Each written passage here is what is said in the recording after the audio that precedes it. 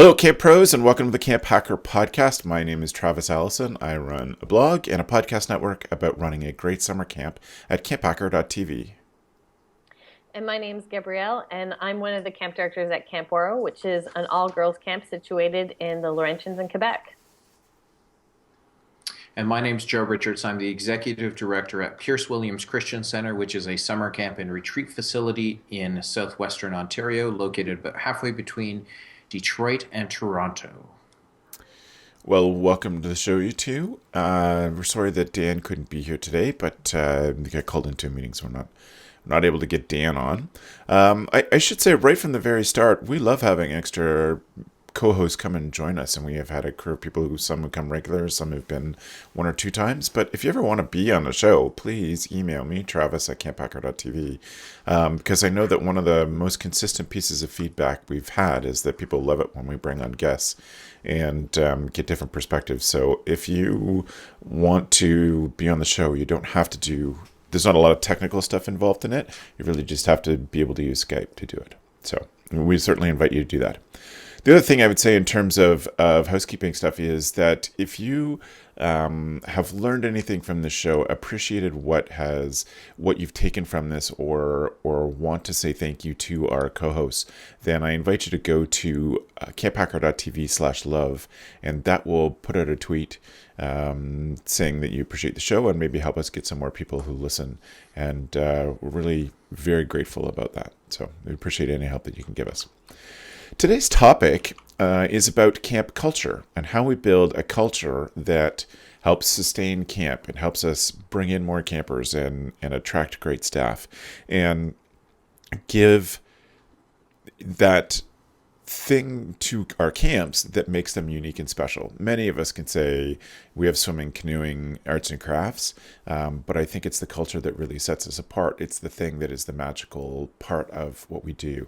And when people tell stories about what happened to them because of summer camp, I really think it's most often the culture that comes up in those discussions. And Joe, this was an idea that you had presented. Did you have a particular question or thought that you wanted to start us off with? Well, as what I had said is that, how to create and sustain a camp culture in a non-full-time staffed facility. I think this discussion could go towards full-time staffed facilities, which it's a lot easier to create a culture. But I was thinking of my home camp. So my home camp is Kennesari Camp. My brother's currently the chair of the board there, and we've talked a lot in the past couple of years about that culture and the lack thereof of a culture that is positive and sort of moving forward. And so it's really how to pass on the best of our culture and how to really promote the use of what we do as a camp, and those little tips and tricks for creating a lasting culture. So it's one of those things that I think about a lot, because our culture here is very much based on being able to do whatever we want. That's sort of the culture that we've created. And part of that is really having people understand that change is a good thing. Years ago, when I was at the Taylor Staton camps, I had a chat with Mike Sladden, who was the owner of Pathfinder at the time. And he said in one of his talks early in the summer, in one of his morning moment talks, he talks about how change is part of their culture. Thus, people get it into their head that when he introduces new things, it's just natural that it's part of their culture. So it's not at some of the camps where you've been around for 80 or 90 or 100 years, it's much harder to change things because people are like, that's not the way we do it. But if you create change as part of that culture, it's much easier. And so that's the first step I would suggest to anybody and to any camp, is to really build change in as part of the culture. And part of the interview process and part of the staff training and part of the evaluations is, how can we make it better? What can we change to make things better? How do we change to stay relevant? Mm-hmm. That's really one of my keys. And my staff, my summer staff, recently went through the Back on Track program, which we'll talk about later in the show, as a tool of the week. And I wasn't sitting in on it, but Ika ran it, and she said that what I said to her beforehand is, I said, make sure they understand, again, we can change whatever we want. Mm-hmm. Like we are not attached to we're not attached to, pretend we're not attached to anything. Pretend we can redo the whole thing. And then she looks at me and says, "Except meal times." And I said, "Well, the meal times we need to work within, to get our cook on and off the site. We need to set those times, but anything else can change." So I think change for us is one of those things that if you once you build that into culture, bringing in new things to add to culture is much easier because then there's not the resistance from people. It that philosophy, Joe, yeah, of being prepared for and constantly looking for and thinking about change reminds me a lot of the work that Jack Schott and I have done on the Kaizen mentality. We had a podcast a couple of years ago about thinking like Toyota, about looking for constant ways to change and make small continuous improvements. And that idea of small continuous improvement is the Japanese word Kaizen's come to symbolize that. And that philosophy also helps to go into it thinking that nothing is holy, nothing is going to be, that we're willing to examine everything and at least need to be able to justify ourselves, just justify everything we are doing. And one of the lenses to look at that with this Kaizen philosophy is looking for waste. And so if you are open to the idea and getting past, but this is how we've always done it, then you're able to look for waste in money, in time, and human resources are the big three issues there. And that once you start to look for waste and be willing to change, then culture comes with it, because you develop this culture, exactly like you said, of being open to change. Yeah, and I think when you're willing to examine what is working and what isn't working, and even what is working but can change, I think it creates. And I remember that episode with Jack, and it's a lot easier to institute new things when they're willing to look at everything differently. Um, Churches have a quote, and I believe I heard this quote from Jim Penner. Is it Jim Penner who Yeah. used to speak for? Um, Jim said, the dying words of any church are, "We don't do it that way," Right. right? Or we don't do that. And so it's that's always stuck in my head because he spoke at a United Church conference I attended at Five Oaks years ago, and I was it was very prevalent that if that's your whole philosophy, we don't do anything new, then that's fine. The world changes with or without you. It's not going to care. You can never step into the same river twice. So, if you want to be that camp, that's fine. Go ahead for however long you're going to be around. And Travis, you do a talk on the end of summer camp or the death of summer camp, and it's the same. People who are unwilling to change leads to a slow dying off of that camp's culture. Right. And Gab, I'm going to come to you, I promise, but I just have one thought to wrap up this that Joe just said. The Or maybe I don't. I'll think about what that was going to be. And Gab, how do you feel about camp culture? Maybe it was too genius. I'll come back to you later. No, I'm of the same mentality. Woro's been around for over 90 years now, and there was definitely that saying, "We don't do it that way." It was more, "That's the Woro way." Was actually the saying. Yeah. And I think when we start talking about change, sometimes some people get a little bit nervous because they think that what you're actually talking about is the core of your organization. And I think that change is not there to shift the core of your organization. It's there to support, and it's there to reinforce. And it's just like doing improvements on a house. You don't build it once and then there you go, you've done. It's finished. There's improvements, there's foundation that you need to check regularly. Obviously, my father's a carpenter, and I use a lot of carpentry analogies. But I think that asking yourself, why do we do this? What's the reason behind it? what's the point, is a very important place to start. And if you have staff members that are unwilling to uh, accept certain changes, um, it's worth it to ask, why are they on your team? So I think you really are looking at your team first and saying, who's here to keep us moving forward and keeping the core values accessible to our campers and to our families, and who's having a hard time with accepting these changes. And a difference between accepting, that's okay if you have a hard time accepting, but do you still believe in the core values? So a lot of the time, directors say, well, my staff would never go for that. It's kind of like, who's your staff working for? Right. And you Yeah. have to have the vision in the end.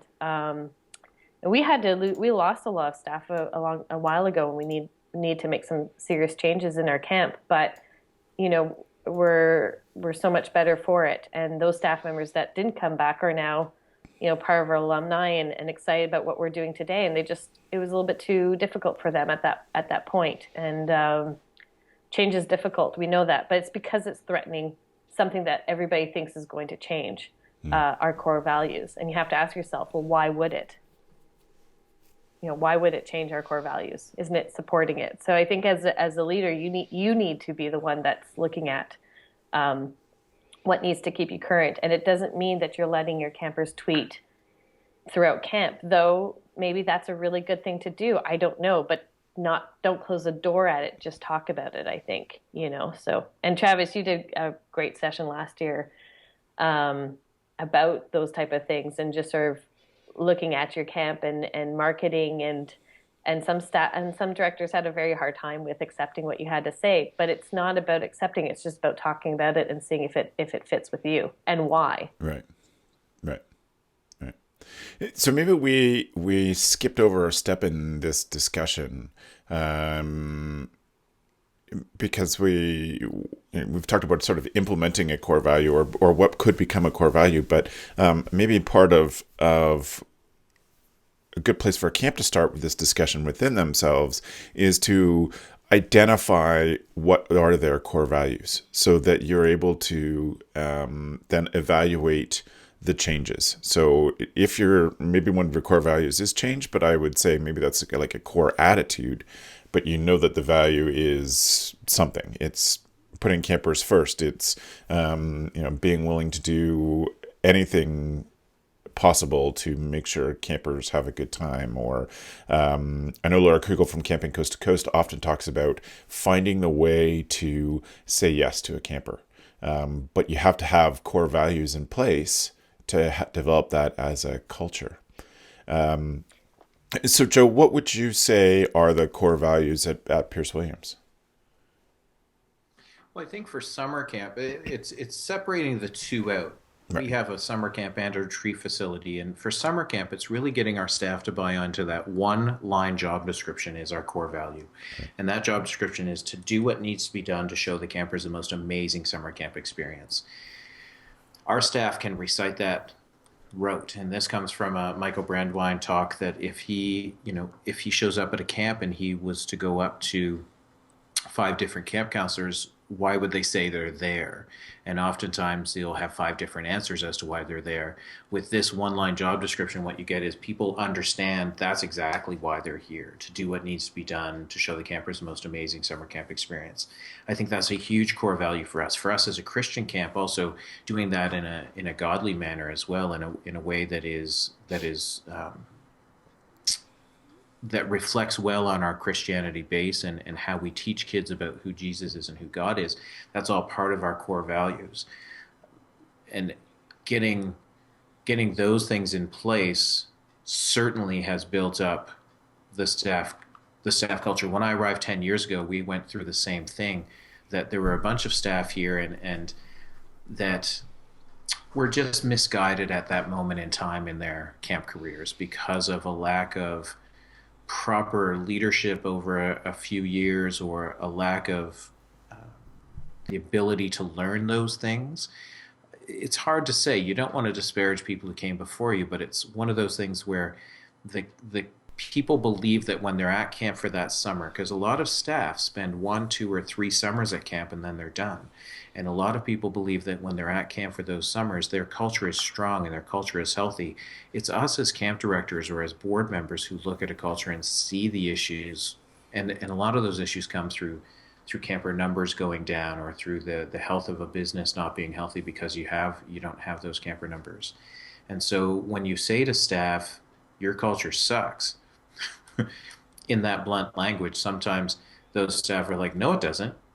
And what I've found over 10 years here is that those people now see what is going on now, and they're like, what's happening now is amazing. Right. And there's nothing, and there's nothing to say that we didn't positively affect kids in 2005 and 2006. It's just we're doing a much better job of positively affecting more kids now. And that's the end goal, is that you want to reach so many more kids and you want to positively affect their lives. It's like I used to watch motivational speakers, and I will this weekend at a conference I'm going to. And some motivational speakers, when you talk to them, believe that when they go into that gymnasium or that presentation, they're going to touch everybody's life in that. They're going to change everybody's life in their talk. And I was always, no, like, if there's 100 or 200 or 2,000 people, if I truly affect change with 1 or 2 of those people, then I've done my job. To believe that after you motivate them, this is always my thing about motivational, after you motivate them, that motivation might only last for a day or 2 days or 3 days. What you want to do is change their perception. You want to change the way they think. You want to do that. And that's where at camp we have that benefit of, not only do we train them, but we also get to influence them day to day as they go through their daily trials and tribulations and positive things at camp. So it's one of those things that I think as we go through it, we want to really take that into account, is that the core values are something that we're building better people. And if we can build better people in our staff, then they're going to help those campers become better people as well. Yeah. I feel motivated. You motivated me. Well, that's good. I motivated you for this moment in time, but it's a whole, part of these CampHacker talks. It's funny. I was just a little sidebar. Tell us, Joe. Starting from scratch. The Starting from Scratch podcast came on in our car, because in Stitcher it's just in one of my playlists. Right. And it came on when the whole family was in the car. So Jen is there, and Jen is my wife, for those people who don't know, and Matthew and Kayla are my kids. And my kids are of the age where they're willing to listen to me talk on a podcast, even though they know that I've heard the podcast because I am on the podcast. Yeah. And we listened to that. We were driving somewhere, and so there was tons of time to listen to this hour-long podcast. And Jen is nodding through the whole thing and saying, this is, all of these points are valid, and these are things that people need to know. And that's where motivation is one of those things, Gab, where, I can motivate you, but can we change the way people think, right? Can we adjust the way that they see the world? And I think that, and I just said to Jessica, my summer camp director, today, I said, you need to listen, after re-listening to it, I said, you need to listen to the Starting from Scratch podcast, because it redefines what we can do.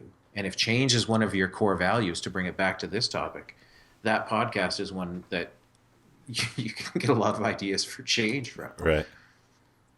Right on.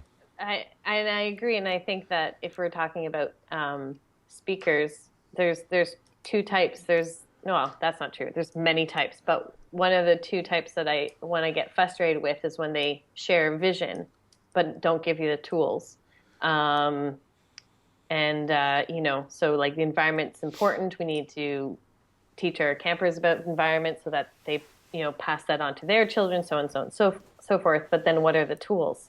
I find that very frustrating, because I'm like, I buy into it, but I'm like, but how? Tell me how. And I think that for this, what we're talking about right now with camp culture, and we're talking a lot about change, it's more when you're talking to your staff and your family, families that go to your organization is making clear what your camp culture is, defining that, which is the first thing. And then the second thing is, what are the tools that will support this camp culture, and that's where change can be a little bit easily implemented, because we can look at each tool and say, is this working or is this not working? So, for example, for us, we want to create a safe environment where our campers can discover their true selves, whatever that may be, and it's probably changing moment by moment. But one of the things we realize is that not only the staff need to be welcoming, and we need to teach them how to do that, but we need to teach our returning campers on how to be welcoming. So, so that's something that we implemented, which was we had to get our families on board. Can you bring your kids in 2 hours early? Because we want them to get that sort of excitement out of the way of Right. seeing their old friends. Talk to them about how do we welcome other people? What does that look like?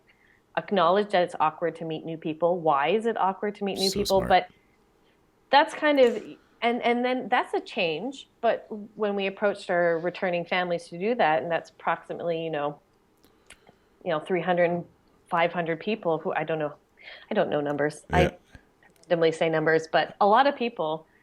We hadn't had one person that said, actually, this is inconvenient for me, that we won't be able to do this. They said, wow, this is a great idea. And so when we're talking to our staff members about change, and we're looking at, okay, how do we create an environment where our girls can discover really who they are? Is this program the right program for them?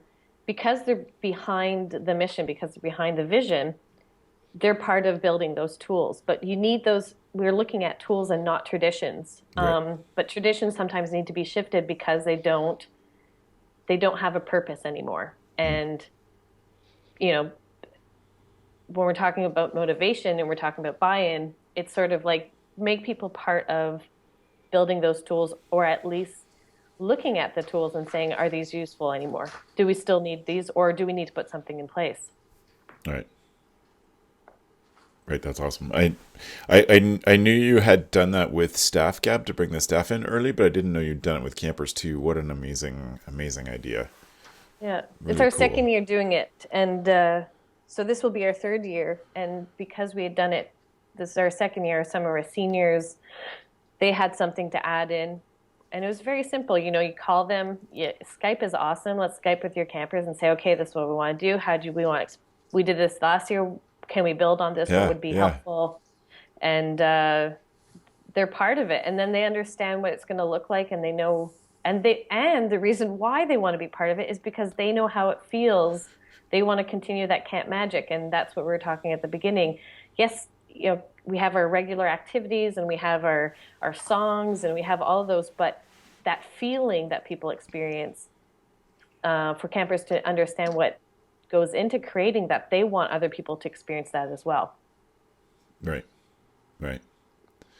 So one of the themes that I pick up from stuff you've both said, and thinking about the camps I was at this summer that I went to visit that were doing such awesome things, is part of building a camp culture, to my mind, is as a director, being willing to challenge anything that happens and being open to change. But what I think it is developing a mindset of being intentional about every single thing. When you know what your core values are, then you make sure that that applies to every single moment at camp. And you look for every single way to make those apply. Because at the moment that you say, well, this is our culture, this is how we deal with things, except for this one instance where, I don't know. One thing that comes to mind for me all the time is what used to happen in the 70s and 80s when I was a counselor, about centering campers out and teasing them and or playing pranks on people, that we're a place of loving and culture and welcoming, but you're also going to get hazed. And so all of your teachings at that point just become negative. Like you've just proved to a child or to a first year staff member or whoever that that you can't be consistent, and then that betrays a lot of trust. So I think that ability to be intentional about every single thing is the key to building great camp culture, is to figure out ways to make those core values go through every piece of every day. and translate in all of that. The one challenge that we haven't addressed is how you do this in a non-full-time setting, Yes, you're right. right? The idea that, and this is the big thing when I think about this topic, and I think about my home camp being Canissary. I think the board wants these things to happen. I understand that the board gets what camp should be, but how do you create a culture when you're not there on a daily basis to see it, Right. right? And we sent the story is this summer we sent one of our staff was asked to go down and work a week there, and he came back and he's like, man, I never want to go back. He said that I don't get how they're not there for kids and how they're Right. and I think part of that challenge, and that's the one thing where some of these people who might listen to this who aren't full-time camp people but are seasonal, if you're not on site, how do you get all of this information to people? How do you make sure that those staff have a solid camp culture? Travis, one of the best things you said to me a few years ago is, what I say and what I preach and what I do, on the podcast and whatnot, when you're out with my staff on site and they forget you're there because one summer you spent 3 days here, so you're just this extra person, they still do exactly what I expect them to do. Right. And they live up to those expectations even when I'm not there to see it. And I'm not there at camp a lot to see it. I'm at camp. I'm just not, I don't supervise in a way that makes them afraid and they do it out of fear. How do we help these camps that aren't full-time get the staff to buy into this when there's no one there to hold them account for it? Right. And so I have two thoughts about that. If you are a board member of a camp that runs with summer only staff and you listen to the show, which I know a number of you do, there are two ways that I can see answering this question at your own camp.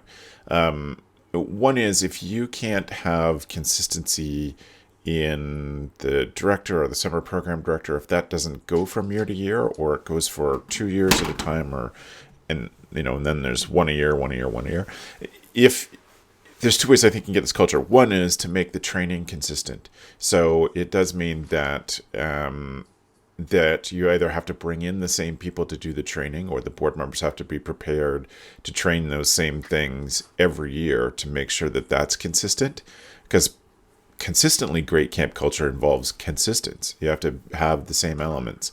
And with a staff that changes every year, which would be mostly, volunteer run camps, or a lot of the faith-based camps run smaller programs that can't afford a year-round staff person, I think then the board has to commit to, we're either going to bring in the same trainers every year, and just, for 3 or 4 years at a time, so the message becomes part of everything we do. And make a long-term commitment to that trainer, or as a board member to do your part for a long-term commitment over and over again. So that's one thing. The other thing is that sometimes it helps to have a tool to make culture easy to understand. And my broken record speech is about how our camp culture changed when Beth came up with the 4 S's.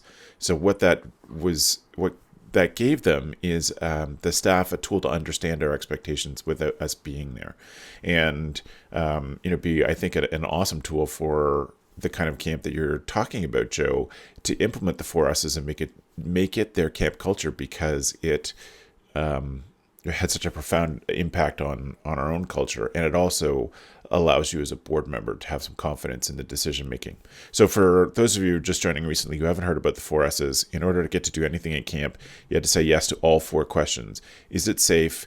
Does it build another person's self-esteem?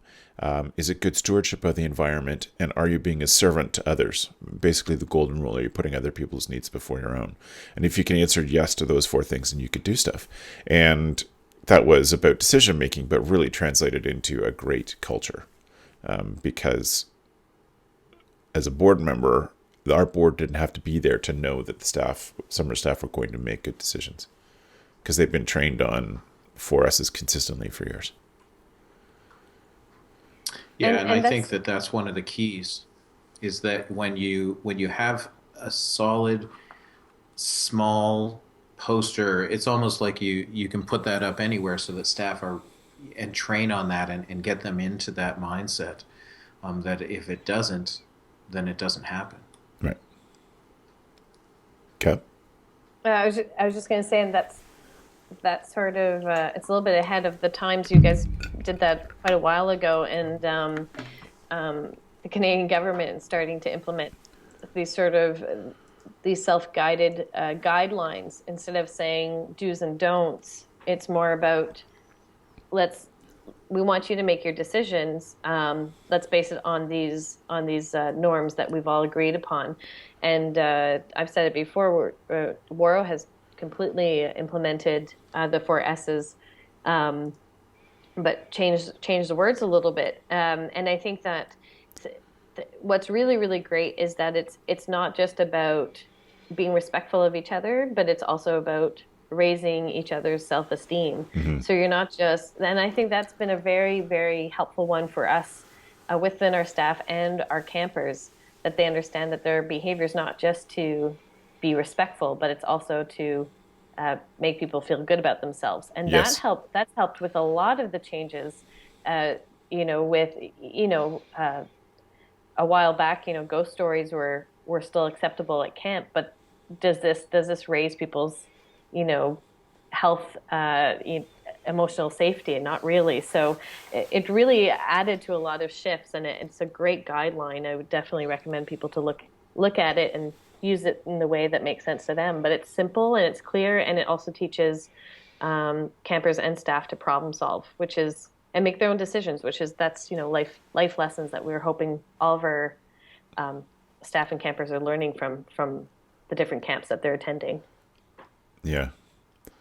One of the great when it comes to being intentional at summer camp, you don't find many better than Beth Allison at that. Looking at every aspect of it, and one of the things that Beth says that makes so much sense to me, as it applies to camp culture, is that one of the really the biggest problem in the world is in terms of how people get along is all self-esteem related.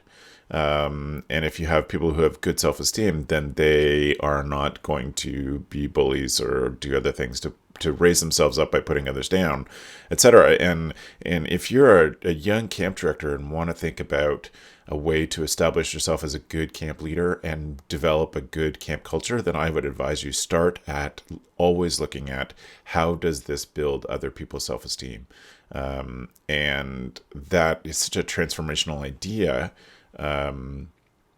in camping and building a culture that staff respects, that parents admire, etc. That's one of the things I think would be a good key place to start looking at building camp culture. Absolutely. Yeah. Gab, do you have any of the final thoughts about camp culture, developing, building a good camp culture before we move on? I think, you know, I think that really what it comes down to is that you're picking that one point, that one sort of north star Yeah. to follow, and everything that you do has to help support that vision. And you want everybody on camp to be there because of that vision. Um, Children, your kitchen staff, maintenance team, and your counseling staff, um, and make them part of that, and ask them questions. And that I think that's the way what Joe was talking about with change. It's not because we're saying you need to change that. That's the only way to have a healthy camp culture. It's asking the questions, can we do it better, and be helping them be part of that. I think is what's going to make your organization a strong one. Yeah. Yeah, right on. Any final advice from you, Joe? Camp culture, I think, is about that consistency, and it's one of the things we've discussed here in London Conference with United Church Camps, and that consistency is the camps that are most successful currently are the camps that have a consistent camp director. Hmm. The camps that are like us full time and like Camp Imini, they've had Carol for close to 10 years as well. I think the having something solid to hang your hat on, the four S's, is another really strong point, and how to train those staff and put in the time, potentially as board members or other, consistently having someone come in to train with those expectations. And I agree, camp culture is something that is ever evolving as well. Uh, because if you get stuck in one camp culture, then you're going against the whole concept of change as it is. So as we move forward, we'll keep growing and seeing where it leads us, and how these people and how this generation changes what we see as well. Nice. Great. Well, thank you both for some great ideas. It's now then time for us to move on to our tool of the week. For those who may be just joining us on YouTube or found the show on iTunes or Stitcher, our tool of the week is something that each one of us believes helps us become a better camp director, a tool that helps us with that. So we have some great tools today. I wonder, Gab, if you could start us off with this awesome tool. Yeah, I'd love to. Joe mentioned it a little bit in the podcast, Back on Track. This is a tool that Beth Allison has put together. She's on the Camp Code podcast that I'm on as well, and it's featured on CampHacker. And basically, the reason why I chose it for today is that it does help organizations to evaluate their camp culture and where it's going. And it's a wonderful tool to do with your staff members, especially your leadership team staff members, after the summer or coming into the new summer, and seeing where do we need to implement change and have a good reasons behind why we're doing those changes. I think it's very, very clear, and it's really user friendly, and that's why I like it. I think that it explains things in a way that can help you explain things to your staff. So I really like it, and I think you should pick it up. You can get it digitally, and I think you can print it as well. So yeah, Absolutely, it's a great tool. I really liked it. Yeah. Thanks, Gab. No problem. Yeah, our staff just went through a one-day workshop with Back on Track. So, and the question I then put to my summer director was, can we use this tool similarly with to do a camper parent one-day retreat as well? Nice. And she's I think you going to try. can. Yeah, Yeah. that's awesome. Joe, you've got a great tool that I use all the time. I do, and I'm glad that it can be my tool today. Travis introduced me to this maybe a month ago. It's called Canva.com. And what Canva.com is, I just used it this morning actually to create every month I put a new backdrop on my wallpaper on my computer, and I used it to do that this morning. But I've used it to promote Think Camp, to promote our Because of Camp segment, which is something we do at Pierce Williams, and I've used it to create numerous promotion things. It's a graphic. It makes graphic design accessible to almost anybody. So I've shared it with my office admin person who's not a graphic design person, and Canva really allows you to make something look really nice without having to do all of the little things that graphic designers know have to happen for it to work. It doesn't fully replace graphic design by any means for me, because what I want graphic design to do is much different but it's a very simple, easy tool to put words on a poster, to make a selection of different photos. It's very handy. Right on. And it's free. And it is free. I think, do you still need to be invited, Travis? Is that the... I don't think so anymore. I think it's open to anyone. Yeah, so it's great. It's well worth the time. And you can create something in a matter of 2 or 3 minutes that looks very professional and is very high quality. And it's free as long as you use your own photos and whatnot. If you start using some of their paid stuff, I think it's 99 cents per thing for their stuff. So exactly how they really make their cool. money is the stock images that go with it for 99 cents each.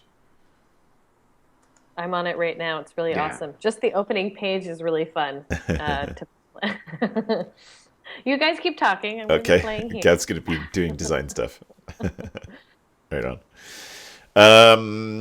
My tool is I often talk about getting stuff into your brain faster. Those are often my tools, and this is one I thought I'd done before, but I can't find it. So if it's a repeat, my apologies. It's from a company called eNotes, Enouce. And the app is called My Speed, and it just installs a small little app on your computer that allows you to watch videos faster. So I've talked about, I know for sure I've used a tool of the week on the iPad that does the same thing, that you can watch a video on the iPad sped up, you can change the speed. But if you're doing some, need to learn something as part of an ongoing project, sometimes you need the things to go a little bit faster. This puts that ability on your computer. So YouTube Vimeo videos you can watch at a faster speed. So I find most videos you can still take notes and get stuff out of it if you listen to it at 1.7 or 1.8 times the regular speed and still comprehend it. And it's also their voices sound pretty normal in the thing. So they pitch shift it back into a normal pitch. So cool tool for getting through a bunch of training, for evaluating if you're looking at YouTube videos for something, evaluating a product or something, you just use it that way, and allows you to get through things. It also worked this morning on videos that a client sent me on Google Drive. I was able to get through those faster because they played on my browser, and it went through faster that way. So it's really cool, that thing. So it's called eNotes My Speed, and it's available online. If you go to our show notes, you can see all of these tools of the week, and you can search through each show. In a world where I had a bit more time, I'd love to create a page just called Tools of the Week on CampHacker, where we collect all these, because I know people love the tools, and this is really why I chose to put it in the podcast, because I love the idea of sharing cool little things that help out. And so I encourage you to go check out the old shows and look through to the tools that are in each one of the show notes from each show. So that's all, again, available at camphacker.tv/podcast. Before we move to say goodbye to Gab and to Joe, I just want to encourage you to go to camphacker.tv/iTunes, and that will open up the iTunes account, open up your iTunes account and give you a chance to write a review for our show. And reviews and ratings help so much as a podcaster, because it's really the only way that people get some social proof as to whether or not a show is worth listening to. I think consistency is one, and we're really pleased to be entering into our third quarter century of shows, this being our 76th show.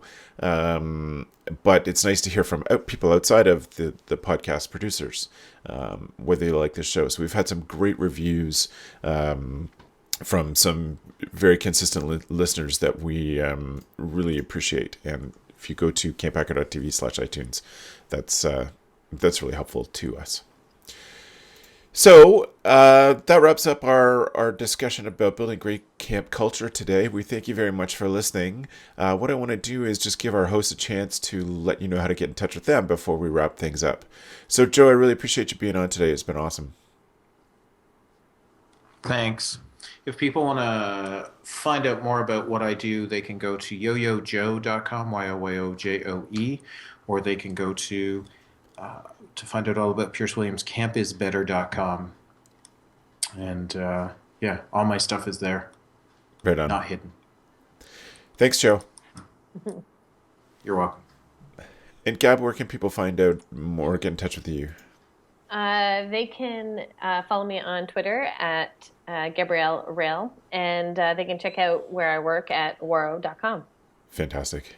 Thanks, Gab, for joining us from Montreal. Yeah, no problem. Right on.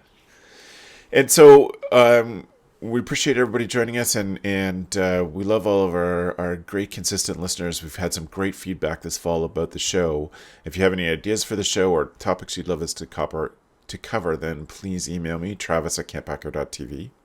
We also want to take a time right now to thank our editor and producer, Matt Hansberger, who goes in and edits these shows when we're done with them and puts them up on CampHacker so they're available. And he does all this as a volunteer. So we're so grateful to Matt for taking that project on. You certainly make CampHacker possible. And thank you.